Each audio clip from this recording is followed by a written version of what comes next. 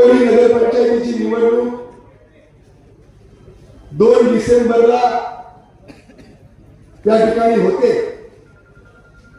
आणि या 2 डिसेंबरला आपण सगळ्या शहरातल्या जनतेनं भरभरून मतदान कणकवली शहर विकास आघाडीला त्या ठिकाणी करावं अशा प्रकारचं आवाहन या ठिकाणी मी जनतेला करतो। आणि 3 तारखेला जो विजयाचा गुलाल जे विजयाचे फटाके आहेत ते विजयाचा गुलाल आणि विजयाचे फटाके आपण त्या ठिकाणी उडवणार आहोत। कारण लोक ही कणकवली स्वयंभू रमणनाथाची भूमी आहे। ही कणकवली परमपूज्य भालचंद्र महाराजांची पुण्यभूमी आहे। अप्पासाहेब पटवर्धनांची कर्मभूमी आहे आणि एक सुसंस्कृत शहर म्हणून एक स्वाभिमानी शहर म्हणून त्या शहराकडे त्या ठिकाणी पाहिलं जातं आणि म्हणून या कणकवलीला पुन्हा एकदा विकासाकडे नेण्याचं काम आपल्याला त्या ठिकाणी 2 तारखेला करायचं आहे। खरं तर शहर विकास आघाडी ही व्हावी, सगळ्या राजकीय पक्षातील नेते पक्षाचे झेंडे बाजूला सारतात, शहराचा सर्वांगीण विकास व्हायला पाहिजे आणि आपली कणकवली ही भयमुक्त आणि भ्रष्टाचार मुक्त कणकवली झाली पाहिजे ही एका विचारानं या ठिकाणी एकत्र आली आणि जो कणकवलीचा जो लौकिक आहे, कणकवलीचा जो आपलेपणा आहे, जे स्नेहभावाचं जो एक वातावरण आहे ते पुन्हा एकदा आपल्याला या शहरामध्ये निर्माण करायचं। मी सातत्याने सांगतो की कणकवली शहर हे अनेक कर्तृत्ववान व्यक्तिमत्वाच्या कर्तृत्वामुळे या शहराची जडणघडण झालेली आहे। अनेक लोकांनी योगदान दिलेलं आहे आणि म्हणून कुठेतरी आज कणकवली शहर हे नुसतं जिल्ह्यापुरतं नाही, कुठेतरी महाराष्ट्रामध्ये त्या ठिकाणी जात। आज सगळेच पक्ष म्हणजे निलेशजी राणेंच्या नेतृत्वाखाली काँग्रेस पक्ष असेल, शिवसेना असेल, एक वेगळा कणकवली पॅटर्न हा महाराष्ट्रामध्ये त्या ठिकाणी निर्माण झाला।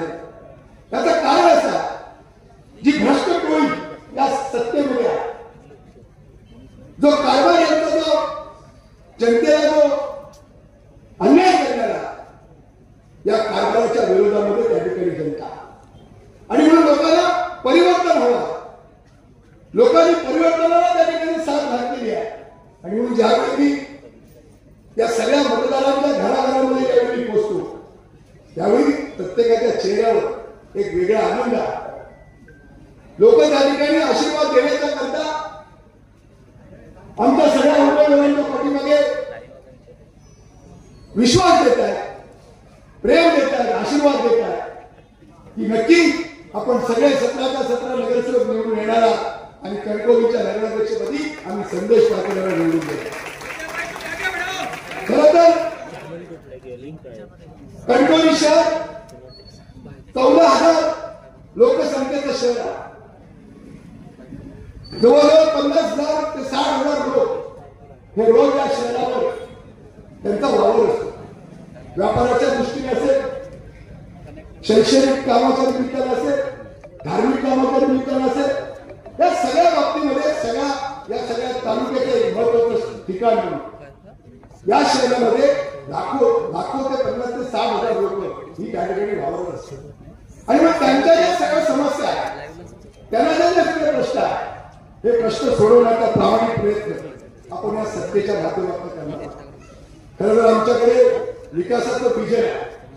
मूलभूत सुविधांच्या बरोबर रस्ते, वीज, पाणी, आरोग्य, शिक्षण याच्याबरोबर सुद्धा आपल्याला अनेक महत्वाची कामं या शहरामध्ये करायची आहे आणि म्हणून जेव्हा शहर विकास आघाडीची स्थापना होत होती त्यावेळी मी निलेश राणे साहेबांना सांगितलं की आपण या शहराचं पालकत्व घ्या, या शहराला जो विकासाचा निधी लागणार आहे, जे आपल्याला शहरामध्ये 5 वर्षामध्ये जो शहराचा विकास करायचा आहे त्या विकासाचा लागणारा निधी आणण्याची जबाबदारी आपली आहे आणि म्हणून त्याचं पालकत्व आपण आणि या शब्दाला जाणणाऱ्या अशा प्रकारचं नेतृत्व त्या ठिकाणी मिळते आणि एक उत्साहाचं वातावरण. खरं तर जी आम्ही घोषणा दिली की जो नारा दिला भयमुक्त कणकवली, आता दिनेश राणेसाहेब आल्यानंतर भयमुक्त कणकवली तर झालेली आहे. आता आपल्याला करायची आहे की भ्रष्टाचार मुक्त कणकवली, कणकवलीला विकासाकडे आपल्याला न्यायचा आहे. जो काही लोक सांगतायत की आम्ही कणकवलीची सत्ता पुन्हा आमच्या हातामध्ये द्या, आम्ही शहराचा विकास करतो. मी तर म्हणेन गेली 8 वर्ष या शहराची जबाबदारी आपल्यावर होती. आपल्याला अनेक जबाबदारी अनेक पद जनतेने आपल्याला दिली, पण आपण त्या ठिकाणी कणकवलीला कुठेही त्या ठिकाणी विकास केले नाही. आजही अनेक प्रश्न प्रलंबित आहेत आणि म्हणून नेत्यांनी धृतराष्ट्राची भूमिका ही आता सोडली पाहिजे. वास्तव जे आहे ते स्वीकारलं पाहिजे आणि कशा पद्धतीनं जनतेच्या पैशाची लूट या सत्ताधाऱ्यांनी या शहरामध्ये केलेली आहे आणि म्हणून त्याचा कुठेतरी हिशोब, याला जबाबदार कोण, नेमका कोणाचा विकास झाला, नेमका पैसा कोणाच्या घरात गेला, हा प्रश्न कणकवलीकरांना पडलेला आहे. गेल्या 8 वर्षामध्ये सत्ता होती, भरपूर पैसा त्या ठिकाणी होता. दरवर्षी कोणाचीही जरी सत्ता असली तर 5-50 कोटी रुपये केंद्र सरकार राज्य सरकारच्या माध्यमातून येत असतात. आज 8 वर्ष झाली सत्ता गेली, 5 वर्ष प्रशासकीय राजवट सुद्धा यांनीच चालवली, 3 वर्ष. 8 वर्षामध्ये जवळजवळ 400 कोटी रुपयाचा निधी या शहरामध्ये आला. हा 400 कोटी रुपयाचा निधी नेमका गेला कुठे याचा शोध माझ्या शहरातली जनता या ठिकाणी करते. आणि म्हणून आपल्याला हे भ्रष्टाचार मुक्त कणकवली शहर करत असताना 5 वर्षाची जबाबदारी सुद्धा आपल्याला घेतली पाहिजे. आपण निवडून आल्याच्या नंतर शहराला आपण या शहराचे मालक नाही आहोत, आपण या शहराचे सेवक आहोत, ही भावना प्रत्येक नगरसेवक आणि नगराध्यक्षाच्या मनामध्ये सातत्याने राहिली पाहिजे. सातत्याने जे राज्यकर्ते आहेत याला मतदारांची भीती त्या ठिकाणी राहिली पाहिजे. कुठेतरी जर आपण चुकीचं वागलो तर सत्तेमध्ये परिवर्तन होऊ शकतं, सत्तेमधून लोक घरी बसू शकतात, हा विचार सुद्धा या ठिकाणी रुजला पाहिजे. आणि मतदाराची भीती ही सुद्धा तितकीच त्या निमित्ताने निर्माण झाली पाहिजे. आज या सत्ताधाऱ्यांना कुठलीही त्या ठिकाणी भीती नाही. त्याला माहिती आहे की निवडणुकी आली, शेवटच्या दिवसामध्ये लोकांना आमिष द्यायची, प्रलोभनं द्यायची, पैशाचं वाटप करायचं आणि कुठेतरी आपण परत एकदा सत्तेवर यायचं, असा गोड गैरसमज हा या सत्ताधाऱ्यांचा झालेला आहे. पण मला माझ्या कणकवलीकरांवर विश्वास आहे की कितीही त्या ठिकाणी आमिष झाली, प्रलोभनं आली, कितीही त्या ठिकाणी पैशाचं जरी वाटप झालं तरी त्या ठिकाणी माझी कणकवलीची स्वाभिमानी जनता ही पिकली जाणार नाही. त्या भ्रष्टाचाराच्या विरोधात, त्या दहशतीच्या विरोधात आणि विकासासाठी नक्कीच त्या ठिकाणी शहर विकास आघाडीच्या बरोबर त्या ठिकाणी राहील. खरं तर जवळजवळ अर्धा तास शिल्लक राहिलेला आणि आपल्याला या राज्याचे उद्योगमंत्री उदयजी सामंत साहेब या ठिकाणी येणार. या राज्याचे आमदार, लोकप्रिय आमदार निलेश राणे यांना आपल्याला त्या ठिकाणी ऐकायचं आहे. म्हणून मी जास्त वेळ नाही घेत. मी एवढंच आपल्या सगळ्या मतदारांना एवढाच विश्वास देतो की एक संधी, मला तरी नगरपालिकेची मी शेवटची निवडणूक आहे, एक संधी तुम्ही मला द्या.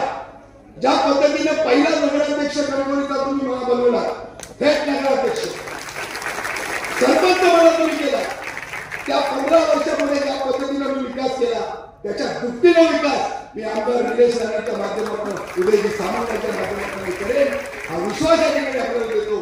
आणि कार्यकर्त्यांना सुद्धा फार मोठा त्या ठिकाणी ते जे मेहनत घेतात मी पाहतो कशा पद्धतीनं तुम्ही या ठिकाणी मेहनत घेताय.